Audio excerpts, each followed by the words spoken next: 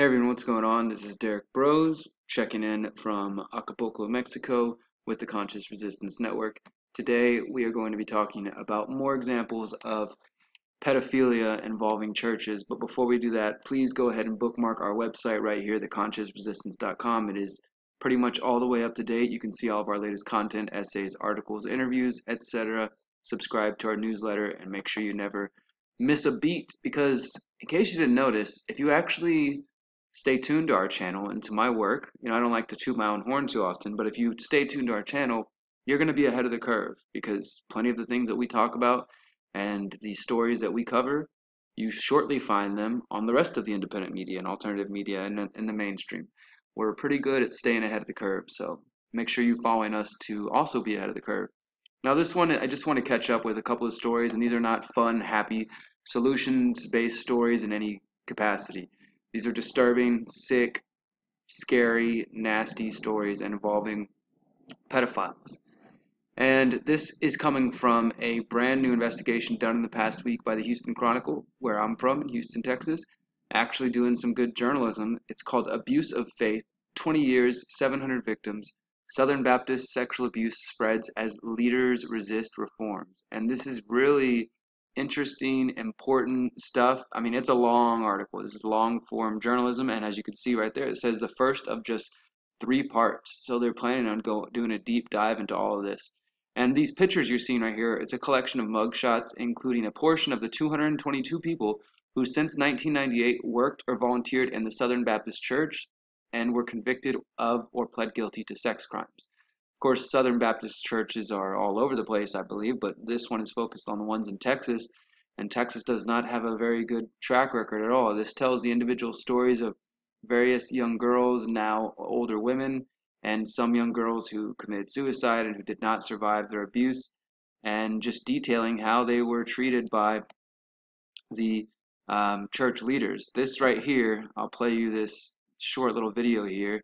It's an investigator interviewing one of the girls. Check it out. Well, I don't know if you guys could hear that or not, but it's more disturbing stuff from these people.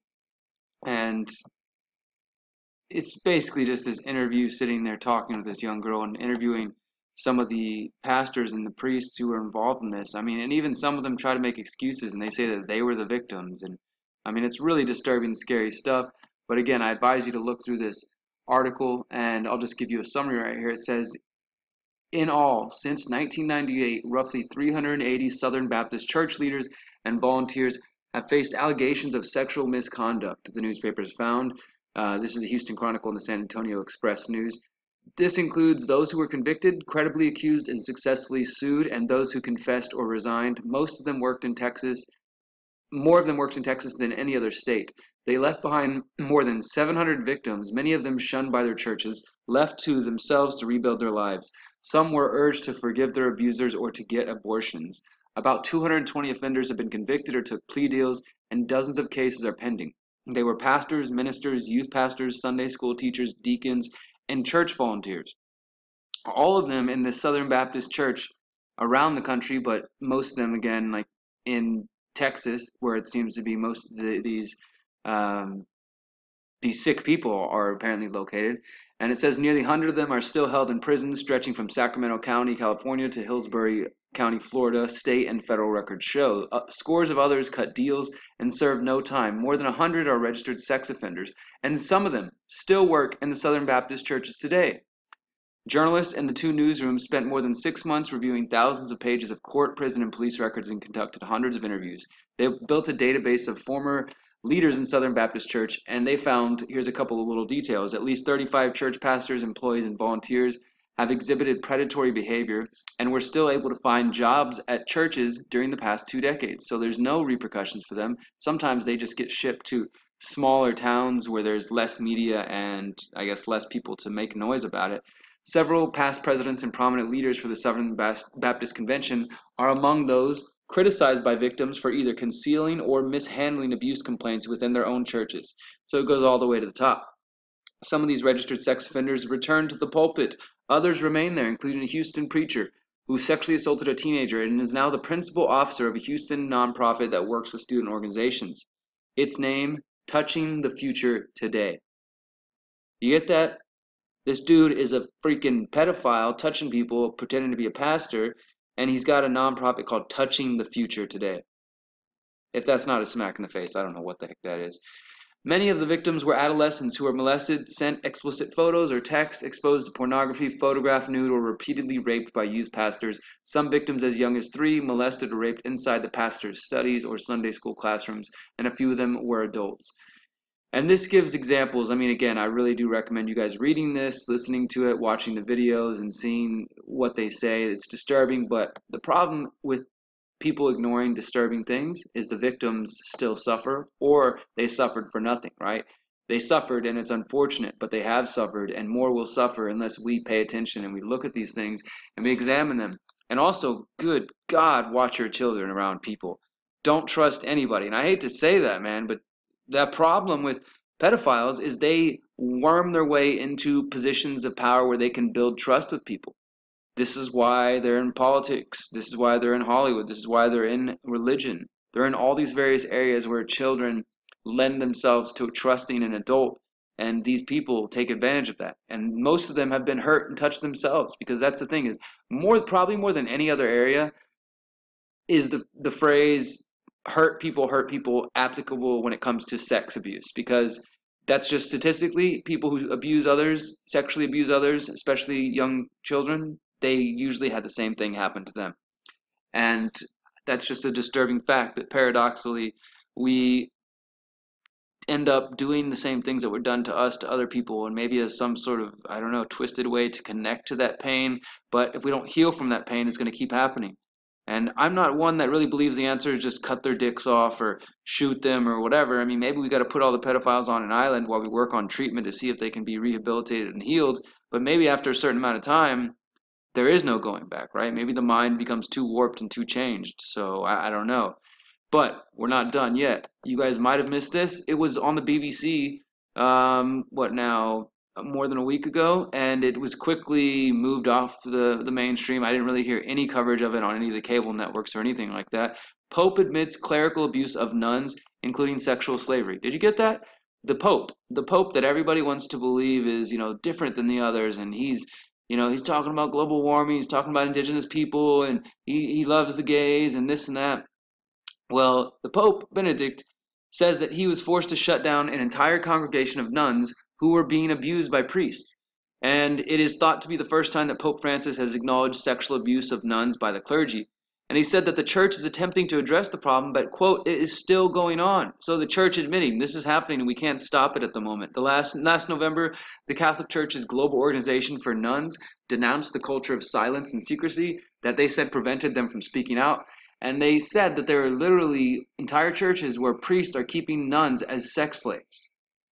I mean, that should be like the top of the news for more than just an afternoon, don't you think? Again, another area, and this is a completely different church. The first one was Southern Baptist Church. Now we're talking about the Catholics, the Vatican, right? We've long known that these people have been along with that and involved with this kind of stuff. And, you can find it in the Jehovah's Witnesses as well. You can find it in all sorts of different congregations where children are put in positions where adults have power over them and where people give up their trust, and also where they're a community member and where plenty of people trust them with the kids, and they often don't want to believe that a community member of theirs could have done this. And so children are sometimes ashamed or embarrassed to speak up, and they don't want to be that person to attack the one everybody loves, so it's difficult. But what we're having here is just a straight up situation where the Catholic Church has sex slaves, has priests involved in keeping their own nuns, female congregation, as sex slaves. And Pope Francis said the sexual abuse of nuns is an ongoing problem, but happened largely in, quote, certain congregations, predominantly new ones. He says, quote, I think it's still taking place because it's not as though the moment you become aware of something, it goes away. So he's kind of making excuses like, yeah, we just heard about this and it's probably still going on. But I guarantee you, this Pope's been long aware of this, and that was one. I wrote an article years ago. I don't have it pulled up at the moment, and I looked into this guy when everybody was falling in love with him, and he has already. It's already come out in the past that he's helped cover up church members who were involved in abusing little kids as well. So it's not the first time. And where is this supposed to be taking place, this sex slavery? In 2013, the community of St. Jean admitted the priests had behaved in, quote, ways that went against chastity. That's a very euphemistic, fucked up way of saying raping women and keeping them as your slave. With several women in the order, according to the French Roman Catholic paper La Croix. In a separate case in India, a bishop was arrested over allegations that he raped a nun 13 times between 2014 and 2016. And in Chile, reports of abuse of nuns carried out by priests led the Vatican to launch an investigation last year. The women were reportedly moved from the order after highlighting the abuse. But that's the thing, since the church does its own investigation, it's like its own private organization, there's only so much people can find out. You know, you can't really subpoena the church for their own records. We can dig and journalists can find out and interview people, but they're very secretive, of course. And it's because these aren't just random cases that, oops, happened to come out in 2013, 2014, 15. This is ongoing. This is a part of the culture. I mean, how long is it going to take? How many cases are we going to have to see of nuns being kept as sex slaves and as kids being touched, and of pastors touching on people in the Southern Baptist Church and elsewhere, before we acknowledge that this isn't just happenstance, this isn't just coincidence, this is a part of the culture. Either it is known behind closed doors that if you're a pedophile, you can come within the ranks of churches and do what you do, and people will cover up for you, and it's just very easy, or it just happens to be that pedophiles end up coming in that way. And you know, some of these guys said, well, I wasn't like this, I never did this before, and then, you know, over time I'm just alone with that little girl. Look, you put me alone with some little kids, you know what I'm gonna do? I'm gonna play with them, we're gonna hang out, we're gonna run around, I'm gonna, you know, put them on my shoulder and throw them around, we're gonna wrestle, we're gonna watch TV and play with toys. I damn well am not going to be touching them. I'm not going to get no urges to do that. And that's because what's happening here is fucked up. It's wrong. It's immoral. It's sick. It's disturbing. And these people need treatment. They need help. If there's help out there, I have hope that there are ways for people to find, you know, their own, work through their own trauma and their own pain and see what they're doing and what they're causing in the world. But I don't think the answer is just to straight shoot them, kill them. I mean, I know that some people would argue that's the answer, and maybe in different communities it'd be handled in different ways. But my point here, before I get on a tangent, is that this is happening a lot more than you might want to recognize. Do a little search online, hit DuckDuckGo up or Quant, and search for school sexual abuse, and you'll find all sorts of stories all over the United States, and I'm sure in other parts of the world, where teachers involved with sexual abuse, churches involved with sexual abuse, of course Hollywood, of course politicians. It's because that is the name of the game. Pedophiles are running the world. Pedophiles are hiding behind these various institutions of power. And every now and then one of them gets caught, and they try to make it seem as if it's just some, you know, random thing that just, oops, this takes place. No, there's a culture that is pervasive and hidden behind a lot of powerful institutions. And until it's exposed, it's going to keep taking place. So this is part of my effort to continue to expose this. I hope you guys enjoyed this, and will continue to watch and see what we're doing. After this video comes to a conclusion, if you would like to continue the chat, please join our Discord channel.